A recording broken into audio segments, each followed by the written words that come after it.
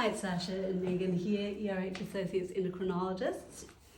Apologies if you attended our live stream. We just realized that we filmed the entire thing facing the back door. So sorry about that. We thought we'd just refilm it quickly before we post it on our feed. So recently we attended the International Menopause Society Congress to get international updates on what's happening in the world of menopause. And then we had a webinar hosted by Pharmaco to talk about the highlights of that, and so we were pleased to see a lot of health professionals showing up there, GPs and pharmacists. Thank you for showing up and asking some really great questions. We answered as much as we could at the end of the webinar, but we ran out of time, and so we thought we'd just have this video to talk about the other questions. And this was a webinar that was designed for health professionals, and so these questions came from health professionals and we are going to answer them at that level. If you're not a health professional and you're interested, come back to us and we will probably be able to get you some more information about what you're interested in.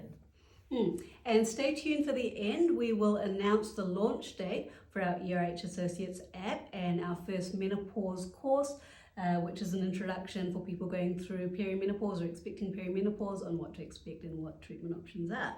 So stay tuned for that. Okay, so let's start to work our way through the questions. First question is, can we start a combined contraceptive pill in women over the age of 40? And yes, you can, so long as certain criteria are met. So the contraceptive pill gives all women a very tiny increased risk of stroke, and typically for young women the risk is tiny and we don't get too caught up in it. But if you're over 40 and you are a migraineur or you're a smoker or a vapor, that risk of stroke lifts and it is considered contraindicated. The venous thromboembolism risk is also important, so if women have BMIs above about 32 is the number I carry in my head, then again the risk goes up a little bit, and so the combined contraceptive pill is probably not a good idea in that situation. But otherwise you can typically continue it to 50. The Australians have a contraceptive pill called Zoli, which contains some estradiol valerate, more natural estrogen. It's a little bit available in New Zealand.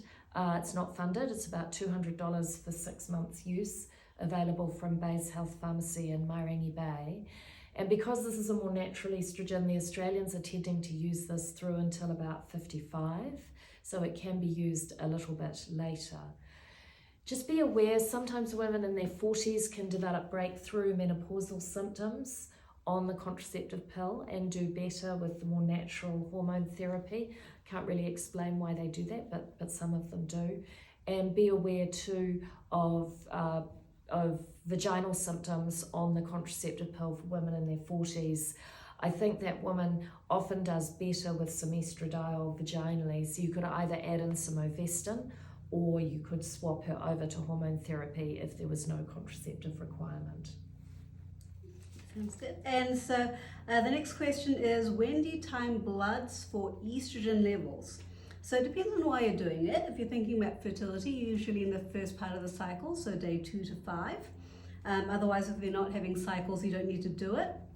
On hormone therapy, there's no specific need to time it. If you're trying to check whether estrogen is being absorbed, you just do it because the dosage is going to be continuously absorbed. Ideally, we're trying to aim for an even level anyway, so just check it whenever and then interpret it in terms of the clinical context as usual. Yes, and I think we're doing more estradiol levels as we work with these different patches. But no need to do it if a woman isn't talking to you about symptoms. It's really checking absorption if a woman is still symptomatic and you think that the doses are reasonable. Yeah, it hasn't really appeared in any guideline yet to be checking estrogen for that particular reason, but we're starting to do it, and from what we heard at the Congress, colleagues are starting to do it as well, just to give you some idea of how well the estrogen is being absorbed, because we do find that different preparations are absorbed different for different people, and there's an information article on our website about transdermal estrogens, for example, written by our colleague Dr. Kate Razzie, talking about what might be the best dosage depending on how well it's absorbed, for example. So yeah, individualizing as well. Okay, so the next question is, DHB guidelines have changed to 2 yearly mammograms on the presumption that the new progesterones are lower risk. However, not everyone is on Eutrogestin, and should they still be having annual mammograms? Private radiologists recommend annual mammograms. So I didn't immediately have an answer to this question when I read it, and I went off and had a look at some guidelines and things. When you look at things like the American Cancer Guidelines, up to date, the US Preventative Task Force, the NICE guidelines, what you're trying to determine is whether the woman in front of you is high risk or low risk of breast cancer. High risk, those women should be having annual mammograms. Extra high risk, they should be with a breast physician and having MRI scans. And low risk, 2 yearly mammograms is reasonable. So hormone therapy doesn't increase women's risk of breast cancer through their 40s or 50s, regardless of the progesterone. So I think that a 2 yearly mammogram is reasonable in those women. If that woman has dense breasts on hormone therapy, you may want to make sure they're having a tomosynthesis or add an ultrasound, because the breast density makes it less likely that those lesions are going to be detected. For women over the age of 60 who choose to continue with hormone therapy, that's when their risk lifts a little bit, and they should probably move to annual mammograms at that time point. So the next question is, isn't it common that medroxyprogesterone, which is a synthetic progestin, causes weight gain, and what is highlighted when choosing contraception? So why then can it mitigate weight gain in MHT? So just to start off with, when we're talking about progestogens, so progestogens are the overall family of compounds. Within that we have natural progesterone, and that's available in the brand Eutrogestan, and then there are the synthetic progestins like this one here that we're talking about, which are the synthetic relatives of natural progesterone. And so they all have slightly different properties, and so probably you get more of the weight gain type effects with this particular synthetic one compared with the natural progesterone, for example. And so one thing to remember is that in the contraceptive preparations, there's a higher dose. For example, the Depo-Provera injection has a much higher dose than the oral preparation that's used in MHT. And the other thing is, in MHT, probably the estrogen plays a role in the weight changes. So at perimenopause, you do tend to get a natural weight gain, and so that's not completely mitigated by using MHT, but it helps slightly according to the studies. Yes, and possibly the progesterone component of the regimen does mitigate that change. I showed you a study when we did the webinar that was a cross-sectional study of body composition of women through their through from the age of 50 to 80, and it looked at current users, previous users, and never users of hormone therapy, and it showed that the body composition contained less fat in the current users of hormone therapy compared to the past users, and then again the past users compared to the never users. There was no description in the paper as to exactly what compounds were used in terms of the hormone therapy for that woman. So I think we probably don't have the data to determine exactly the effect of the progesterone, but I suspect you'll find that progesterone does actually mitigate the positive effects of estrogen sometimes. Your choice of progesterone. So your synthetic progesterones probably can take away some of the positive effects of the estrogen. Okay, so is it my question next? Yes. For women who are on estrogen patches of 75 micrograms or higher, is the standard dose of Eutrogestin high enough for endometrial protection?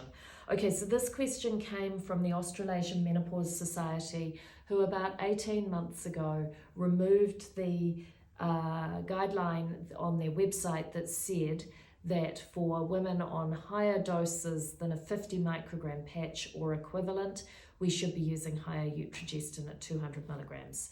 And they removed that because we did not have the good studies for women using higher doses of estrogen to know what was safe. And it certainly set the cat among the pigeons, and the Menopause Society meeting in 2023, this was a hot topic of discussion. Where we ended up was that there was very much expert opinion that for higher dose patches, so 75 and 100 micrograms, or the equivalent on gels or oral estrogen, we should be using 200 milligrams of Eutrogestin, and that is probably sufficient. I think the other reassuring thing to think about is If that woman isn't bleeding, then you don't need to investigate and you don't need to be concerned. So women with endometrial thickening, hyperplasia, carcinoma will bleed and they will continue to bleed, and so you really need to investigate the bleeding. Okay, and so the next question is, at what point do you change from cyclical to continuous MHT? So just to clarify, the difference, so we usually continue the estrogen all the time, but for perimenopausal women we use progesterone for part of the cycle to allow people to withdraw bleed and help regulate their bleeding so they don't get breakthrough bleeding. And then when you think they've gone through menopause, you switch them to a continuous regime without the break so that they don't have to have a bleed at all. So it can be difficult to know when to change them over because it can mask to some extent whether people have gone through menopause or not if they're on MHT, cyclical MHT, especially if they're in the higher doses of estrogen. That can thicken the lining of the uterus enough so that when you have the break from the progesterone that you do get a withdrawal bleed. But one sign that you could change over is if people have stopped bleeding completely despite having the breaks. So if they go for months and months taking the withdrawal breaks but still don't have any bleeding, that would be a good time to change them over. And the other thing that you can think about is that when you started them on MHT, before they started, there would have been clues as to where they were in perimenopause. For example, somebody who has recently in the last year or two started having lots of frequent periods, heavy periods, they're probably in early perimenopause. Somebody who went through that a few years ago now has got light infrequent bleeding is probably closer to the end of perimenopause. And so that knowing that perimenopause can go on for 6 to 8 years on average might give you some idea as to how far through menopause they might be and when you can switch them over. And you can always go backwards if they seem to have breakthrough periods. When you change them over to continuous, just change them back over to the cyclical regime again. Yes, and what women are doing on their current regime will also tell you. So that woman who tells you she's starting to bleed on day 4 or 5 of her utrogestin is never going to tolerate continuous utrogestin. So just keep her on the sequential one for a bit longer and then it will hopefully change again. It is absolutely a guesstimate though. Okay, so next question. How soon should you see a response to hormone therapy once starting it? So I think that women generally respond quite quickly, but it does depend on dose. So I start most women on low doses, 25 micrograms. I give them the autonomy to push up to 50, depending on how much breast tenderness they have after about 2 to 4 weeks of use. And then I tell that woman it's going to take about 6 weeks to reach clinical stability. But women will often tell you after a week or two they're starting to feel better. And then it comes down to how much residual symptom benefit do you get at that 6 week point, and then have you got the dose right or do you want to go a little bit higher? Yeah, and so the estrogen starts to be absorbed pretty much straight away when you put on the patch, and within minutes when you take the tablet as well, it starts to be absorbed. But in terms of dose stability and symptom improvement, it can take some time longer, but people do sometimes say within days they start to notice some difference. Okay, so next question is, normally a patient consult is only 15 minutes. And if they have chronic disease, multiple health problems, the time is already taken up, so what can we do? What services are available to patients like this? Well, we definitely recommend that if you know that somebody's coming for a menopause consult, ask them to book a double consult to give yourself some time.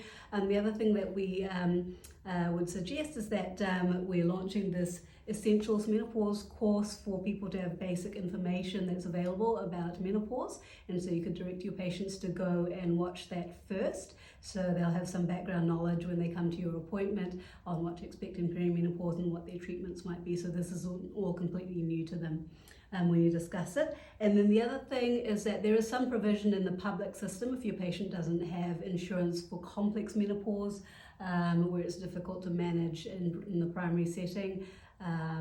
And then finally, of course, if they have insurance or they're happy to self-fund, you can refer them to specialists like us. And we do also now have our women's health GP specialists here. So these are women's health GPs that work alongside us, do a 1 hour first consult like we do.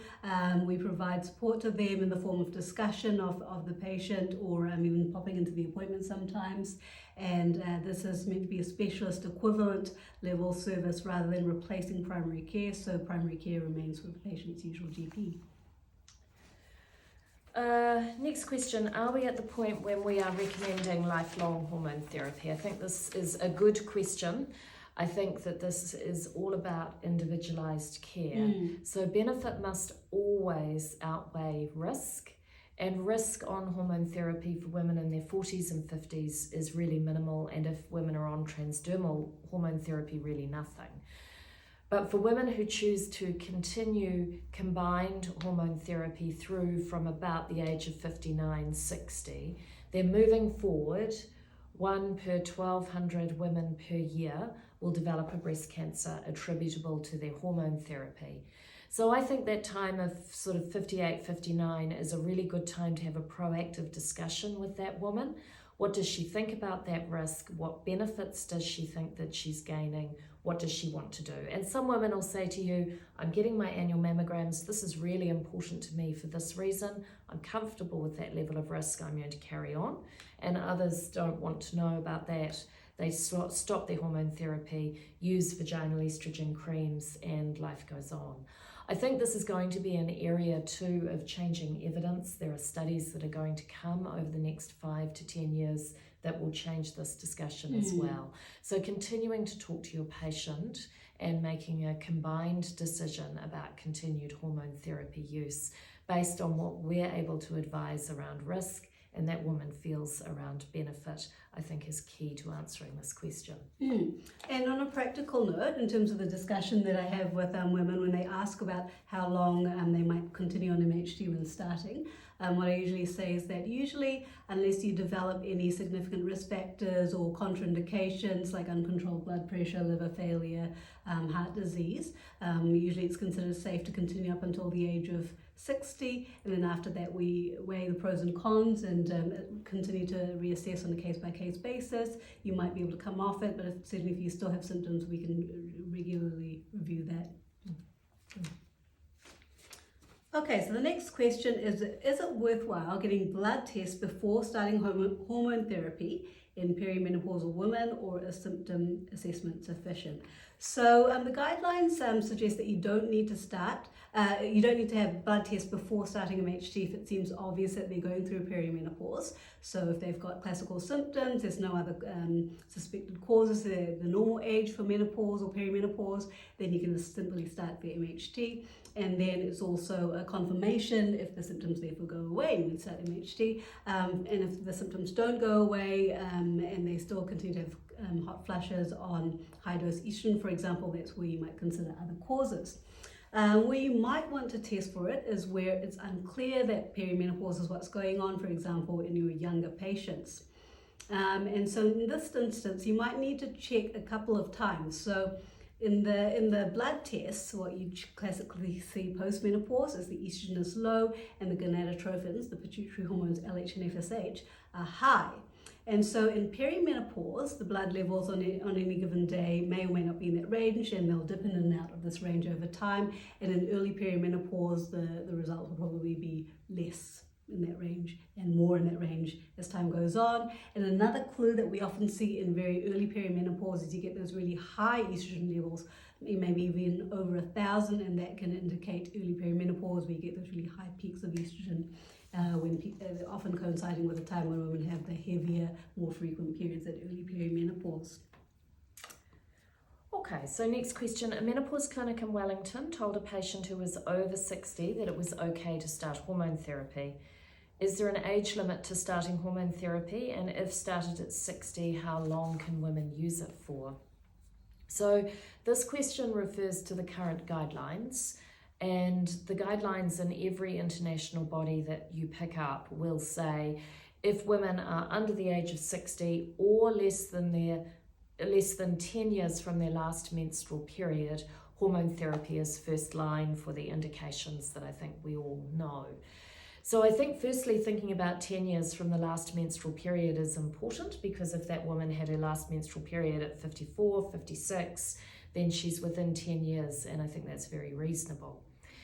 For women who perhaps had their last menstrual period at 49 or 50 and are coming to you at 63, 64 saying, I can't bear these symptoms anymore, please can I use something? What you're trying to determine is what the vascular risk of that woman is.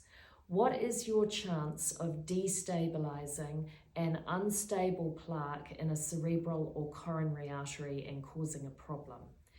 And you may assess that that woman is low risk. You may want to do some investigations around that. And then I think it's reasonable to start hormone therapy for symptoms or possibly for bone density.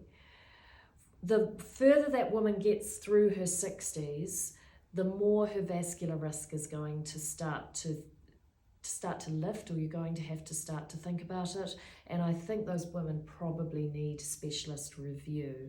How long can those women continue? Well, we don't have any data around that, but probably the same rules apply. Benefit must always outweigh risk, and talking to women about their feeling of risk, which probably, again, we don't have data, but they probably have somewhere between 8 to 10 years of use before that tiny breast cancer risk lifts.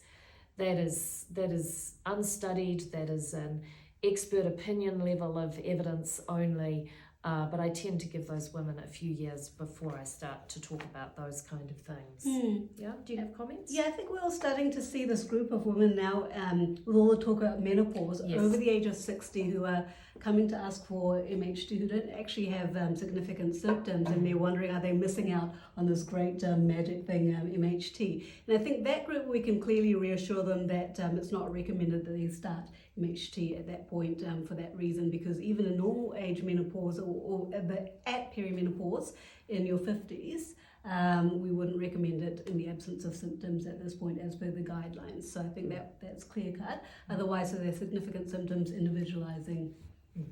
Yeah. Okay, so the next question is what formulation of MHT is better for women with endometriosis? So with endometriosis, the concept is basically wanting to suppress any theoretical residual endometriosis. And so if they're in perimenopause and you want to suppress the cycle, Mirena can be a really good option. And then otherwise, synthetic progestins are stronger in terms of suppressing endometrial tissue compared with natural progesterone. If you can stop them from having a cycle, that's also protective. And also what can be really useful is to talk to the patient's gynecologist who did the operation, did the last laparoscopy or hysterectomy, to ask them what they think about progestogens and whether they think there's any residual endometriosis tissue left there.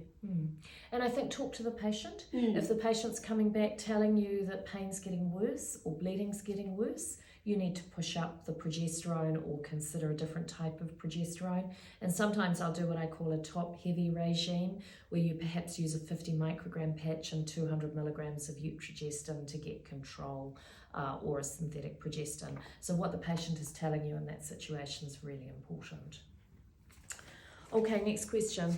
There are some so-called menopause specialists out there who are asking us to prescribe eutrogestin up to a dose of 300 milligrams, often without transdermal estrogen.